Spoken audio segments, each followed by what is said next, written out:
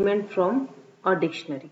Basically dictionary में हम deletion कैसे करते हैं, how to add element in dictionary, how to update element in dictionary, we have already discussed. Okay, membership operator is used to detect presence of an element in a dictionary। आपको dictionary में किसी भी element का presence है या नहीं है ये देखना है, तो उस केस में हम लोग चेक कर सकते हैं डिक्शनरी में easily by these two ways. ठीक है, this is in operator and this is not in operator.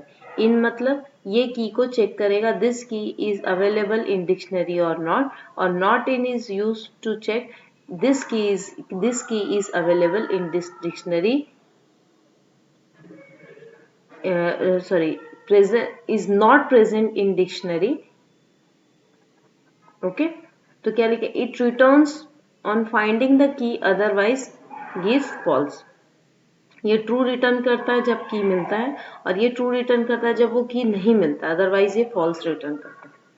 Suppose this is the example, here we are declaring employee dictionary, this is the key Pawan, Rakesh, Mukesh, and these are the value for the keys। If you want to check the Pawan key is available in dictionary is not, then you can use Pawan in EMP, then it will return you true if Pawan is available in this EMP dictionary।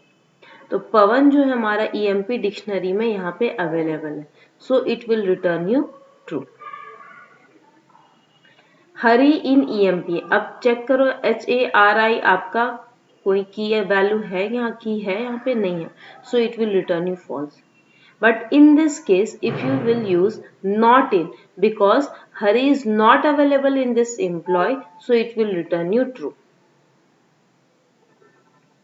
Similarly Pawan not in EMP, Pawan हमारा EMP में not in EMP, but ये available था, है ना, तो so it will return you false. In and not in does not apply on value, they can only work with keys. तो जब भी आपको चेक करना है कि वैल्यू है या नहीं है वहां पे ये वैल्यू, तो उस केस में हम लोग इन यूज नहीं करेंगे, वैल्यू चेक नहीं करता, it is use for only की। प्रेजेंस ऑफ की के लिए होता है, वैल्यू के लिए नहीं होता है। डिक्शनरी के वैल्यू को प्रिंट करना है, तो कैसे हम प्रिंट करेंगे? To print the dictionary in a beautify manner we need to import JSON module। After that following syntax of dump is used। ठीक है, आपको डिस्प्ले करना है तो आप कैसे करोगे, यहाँ पे आपको JSON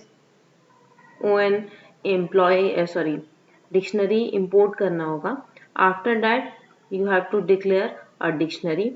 प्रिंट यहाँ पे क्या है, JSON.dump, और यहाँ पे देखो क्या लिखा है, EMP को डिस्प्ले करेगा। अब ये देखो डिक्शनरी के फॉर्मेट में, इट मीन्स कि basically printing a dictionary, dictionary को थोड़ा क्या ब्यूटिफाई मैनर में ये प्रिंट कर रहा है। अब जनरली जैसे suppose I am taking an example in ideally,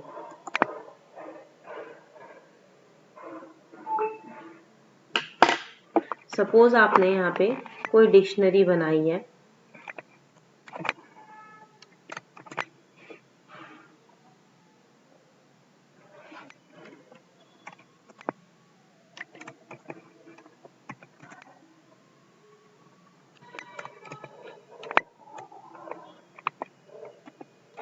ठीक है, ये हमारा डिक्शनरी है। अच्छा सॉरी, कोड्स के भी दिन देना था।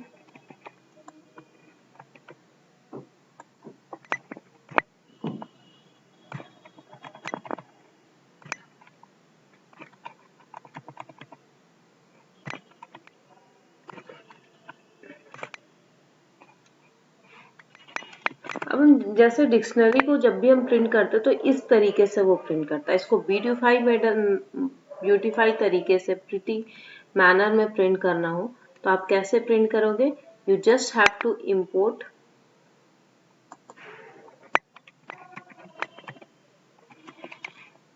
JSON module. ओके, अब ये जो आपने यहाँ पे अभी डिक्शनरी बनाया, सपोज उसको मुझे प्रिंट करना है, तो यहाँ पे हम लिखेंगे JSON, इसके विद इन होता है डम्प्स फंक्शन, डम्प्स नहीं डम्प। डंप एक मेथड होता है, वो हमारा डेटा फाइल हैंडलिंग में डेटा राइट करने के लिए होता है इन बाइनरी फाइल। ठीक है, आपको राइट क्या करना है, हमारा डिक्शनरी नेम डी है, और यहाँ पे ये जो पार्ट है ये इंडेंटेशन के लिए होता है। इट मीन्स कि यहाँ पे आपको कितना स्पेस चाहिए, जैसे यहाँ पे इंडेंट में 2 लिखा है, यहाँ को आपको इंडेंट अगर आपने 3 दिया तो गैप जो होगा वो थोड़ा वो ज्यादा लेगा।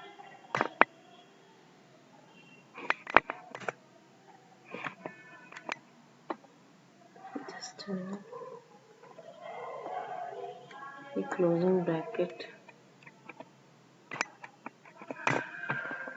तो ये देखो, ये जो हमारा प्रिंट कर रहा है, ये इसका देखो इंडेंटेशन, ये देख रहे हो, जब डी आपने प्रिंट किया सिंपल ऐसा प्रिंट किया। अगर आपने सिर्फ प्रिंट डी किया होता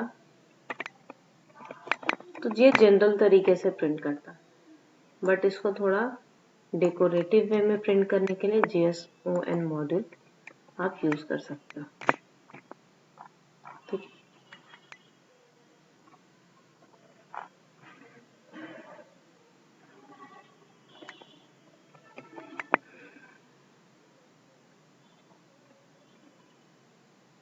मैं यहाँ इंडेंट चेंज कर रही हूँ, ये देखो यहाँ 3 था, ये देखो 5 इंडेंट देने से ये थोड़ा गैप जो है वो इंक्रीज करेंगे हमारा।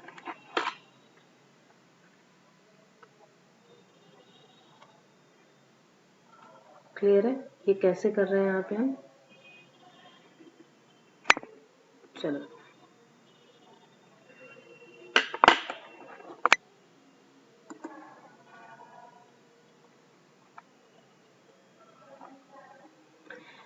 तो अभी हम लोग एक क्वेश्चन करेंगे। Question is program to create a dictionary by counting word in a line.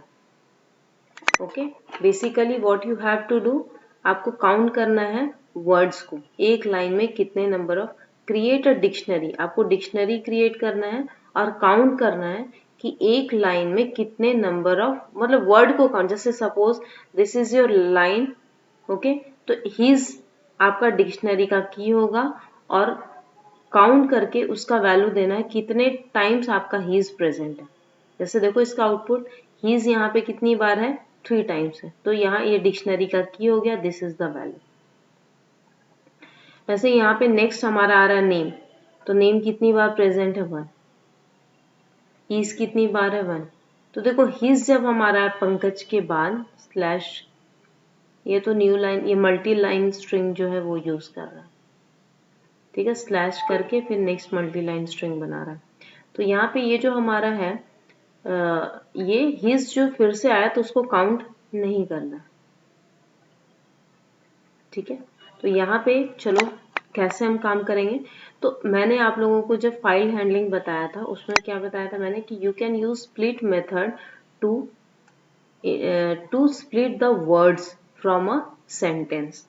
एक सेंटेंस से आपको अलग अलग वर्ड सेपरेट करना हो तो you can use split method and it will return you a list which will contain the word separated by comma।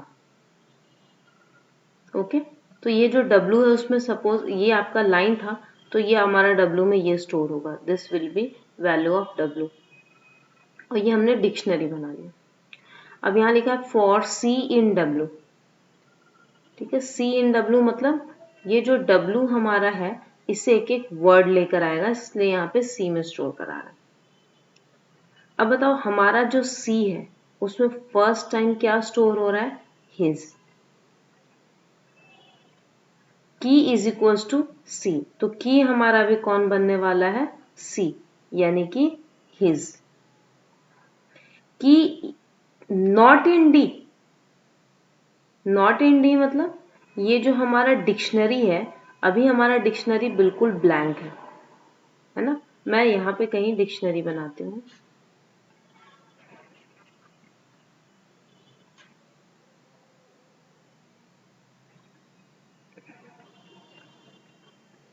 ये हमारा क्या था,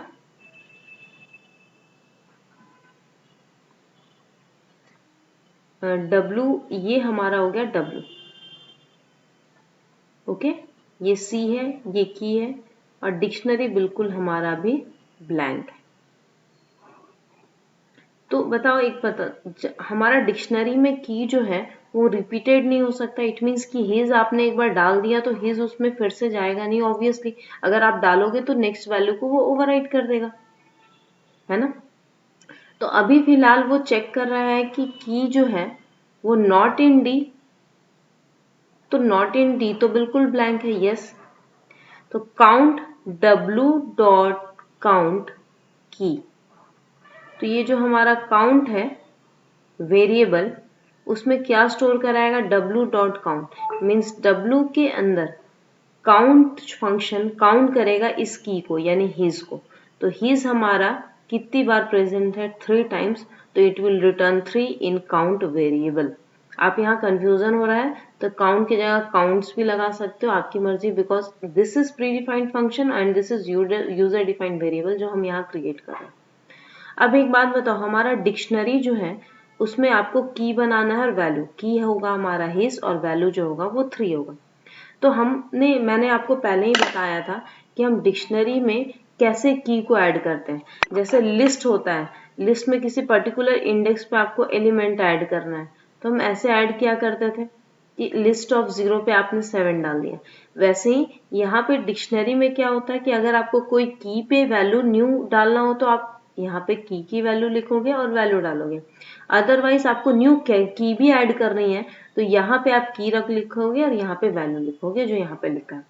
यानी डिक्शनरी के की इज हिज, यानी कि यहाँ पे अभी हमारा हो जाएगा हिज, ओके। एंड काउंट क्या है, 3, तो ये हमारा हो जाएगा वैल्यू। तो this is now our dictionary, okay. If हमारा जो है वो एंड हो गया। अब यहाँ से नेक्स्ट टाइम कंट्रोल कर्सर कहाँ मूव करेगा, अभी हमारा फॉर का इंडेंटेशन यहाँ पे जाके एंड हो रहा है और फॉर लूप जो है अभी कंटिन्यू करेगा बिकॉज कंडीशन फॉल्स हुआ नहीं है। तो सी इन W। अब बताओ सी में W से क्या करेगा, नेक्स्ट वैल्यू में, यानी यहाँ पे स्टोर करेगा नेम। क्लियर है। अब की में हमारा क्या डालेगा, सी की वैल्यू। तो की में सी की वैल्यू मतलब यहाँ जो हमारा की था उसमें सी की वैल्यू, यानी वही हो गया सेम नेम। अब चेक करेगा इफ की नॉट इन डी, है ना। अगर आप वो वैल्यू आपने डिक्शनरी में डाल दिया है, नहीं डाला है, तभी वो उसको ऐड कर रहा है, अदरवाइज ऐड नहीं कर रहा है ना। तो यहाँ पे देखो ऐसे भी डिक्शनरी रिपीटेड की को वो स्टोर भी नहीं कर सकता, तो बेटर ये है कि कंडीशन आप लगा दो। तो काउंट करेगा नेम को, नेम कितनी बार है, 1,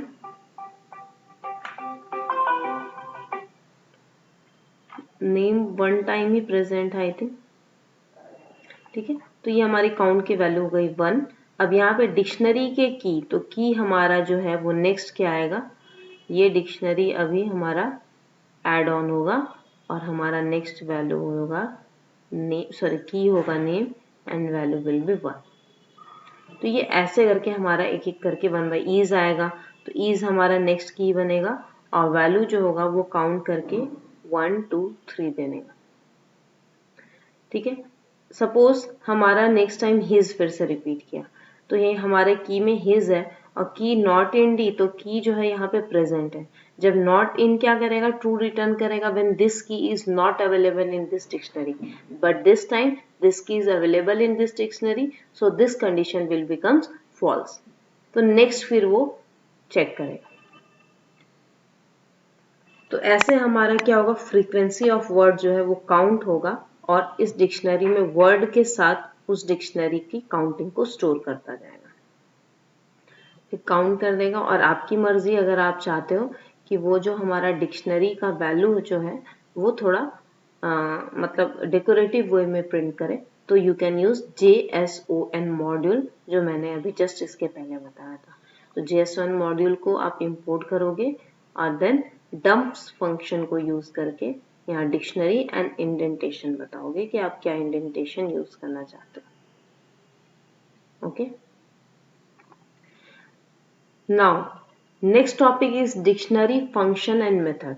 तो डिक्शनरी में बहुत सारे प्री डिफाइंड फंक्शंस होते हैं, मेथड्स होते हैं, जैसे हमारा लिस्ट में होता था एंड मैं स्ट्रिंग्स में भी करवाई हूँ, टपल्स में भी कराई। तो ये लेन फंक्शन हमारे सारे टपल्स, डिक्शनरी, फिर स्ट्रिंग्स, इस केसेस में मैंने यूज करके बता दिया है। लेन फंक्शन भी सेम है, यहाँ पे भी वो क्या करेगा, लेंथ फाइंड आउट करेगा कितने नंबर ऑफ आइटम्स प्रेजेंट है डिक्शनरी में। Suppose this is the dictionary, but ये याद रखना ऐसा नहीं कि 1 2 3 4 5 6 ऐसे काउंट करेगा, नो, ये काउंट करेगा नंबर ऑफ की के अकॉर्डिंग। कितने नंबर ऑफ की है, 3, so it will return you 3। Next है clear method, it empties the dictionary. So basically, just suppose you have created a dictionary and you don't need this dictionary for further use, then you can delete, you can clear this dictionary. तो basically आपका dictionary delete नहीं हो रहा, dictionary अभी भी available है but वो blank हो गया, यानी इसके अंदर के जितने भी कीज और वैल्यू हैं वो डिलीट हो चुके हैं। Okay, next is get method. Get method क्या करता है, it returns the value of the given की। गेट मेथड क्या करेगा, यहाँ पे जो भी आप की डालोगे उसकी वैल्यू को रिटर्न करेगा। Otherwise you can also right EMP और यहाँ पे आप दे सकते हो राकेश।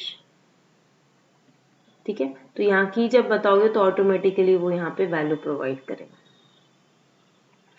सपोज आपने यहाँ पे लिखा emp.get और अंकित, अंकित को यहाँ पे की अवेलेबल नहीं है, तो यहाँ पे जैसे ये अगर आपने सिर्फ इतना ही दे दिया, सपोज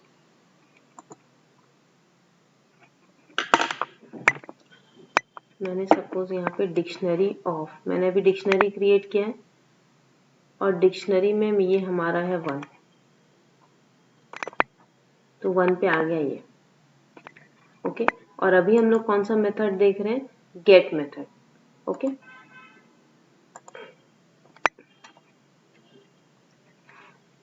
d.get,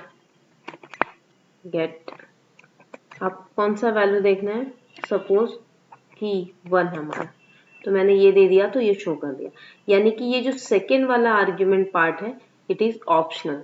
ये मैसेज आप क्या चाहते, अच्छा यहाँ पे मैंने अगर दे दिया d.get और यहाँ पे मैंने दे दिया 7 अवेलेबल नहीं है, तो यहाँ पे देखो कोई मैसेज शो नहीं कर रहा है, तो आपको क्या है यहाँ पे पता ही नहीं चल पाएगा कि क्या प्रॉब्लम है, आउटपुट तो शो नहीं कर रहा है, सब कुछ सही है, आपको लगेगा कोड सारा सही है। तो उस केस में आप जब प्रोग्रामिंग कर रहे हो तो यहाँ पे आप क्या कर सकते हो, आप मैसेज डाल सकते हो कि यूजर जब भी कोई ऐसा की डाले जो अवेलेबल ही नहीं है, तो आप यहाँ पे सूटेबल सा कोई मैसेज दे सकते हो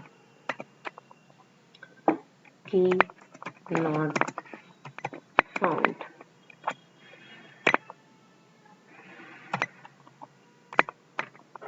ओके, तो ये हमारा की जो है वो अवेलेबल नहीं है।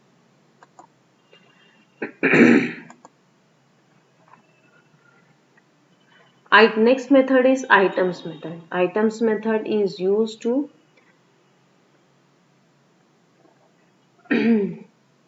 give the key and value. ये बेसिकली हमें क्या देता है, की और वैल्यूज दोनों देता है। मैंने कीज फंक्शन ऑलरेडी बताया, मैं फिर से बताऊंगी आगे, और वैल्यू मेथड होता है। कीज फंक्शन बेसिकली सिर्फ डिक्शनरी के की को रिटर्न करेगा in the form of list, and value function is used to return the value of the dictionary in the form of list. But आपको दोनों चाहिए, then you can use items. It returns all the items of dictionary in the form of tuple. ये tuple के form में return करता है। ठीक है, देखो ये हमारा टपल है, तो ये एक टपल हमारा फर्स्ट हो गया की, नेक्स्ट हो गया वैल्यू। सेकेंड टपल मतलब जितने कीज होंगे उतने वो यहाँ पे टपल क्रिएट करेगा। ठीक है, और ये किसके विदिन होगा, एक लिस्ट के विदिन होगा। तो यहाँ टोटल कितने की वैल्यू पेयर थे, 3, तो यहाँ 3 टपल्स आएंगे when you will use items method. Okay, keys method तो मैंने बता दिया, कीज जब भी यूज करोगे तो इट विल रिटर्न यू की in the form of list, and when you will use value method it will return you values. Next is update method. Update method क्या करता है? This function merge the pair of key value. तो की और value को जब भी आपको मर्ज करना हो तो you can use update method of dictionary into other dictionary. Change and addition in this possible as per need. जैसे this is your dictionary and this is your second dictionary. अब आपको EMP1 जो है उसको अपडेट करना है, मर्ज करना है। कौन सा? तो EMP2 को से, तो you can use EMP1 dot update EMP2। तो यहाँ पे EMP1 जो है आप जिसके थ्रू कॉल करोगे वो चेंज होगा, EMP2 में कोई चेंजेस नहीं होगा, बिकॉज आपको जो चेंज करना था आपने उसके थ्रू फंक्शन को यूज किया है। तो EMP1 हमारा जो है वो इफेक्ट करेगा। EMP1 में हमारा नेम और सैलरी एज था, अब उसमें डिपार्टमेंट EMP2 में जो है हमारा नेम सैलरी तो था, वो तो EMP1 में भी अवेलेबल था। तो हमारा जो डिक्शनरी होता है उसमें की जो होता है वो सेम रिपीट नहीं कर सकता है ना। तो मैंने क्या बताया था कि जब भी ऐसा सिचुएशन आएगा तो सेकेंड वाले वैल्यू को ओवरराइड कर देगा फर्स्ट से। इसलिए हमारा जब आप दोनों को मर्ज कर रहे हो तो यहाँ पे ये जो सेकेंड वाले से, क्योंकि ये इसमें असाइन हो रहा है, तो ये नेम जो है वो लास्ट वाले वैल्यू को रखेगा, नेम एंड सैलरी। एज तो हमारा उसमें था ही तो वो तो उसको लेना ही है, क्योंकि वो सिंगल जो भी वैल्यू था वो एज इट इज लेगा, और इस DPT को, डिपार्टमेंट को अलग से वो ऐड कर देगा। और ये हमारा जो EMP2 था वो एज इट इज होगा, उसमें कोई चेंजेस नहीं होंगे।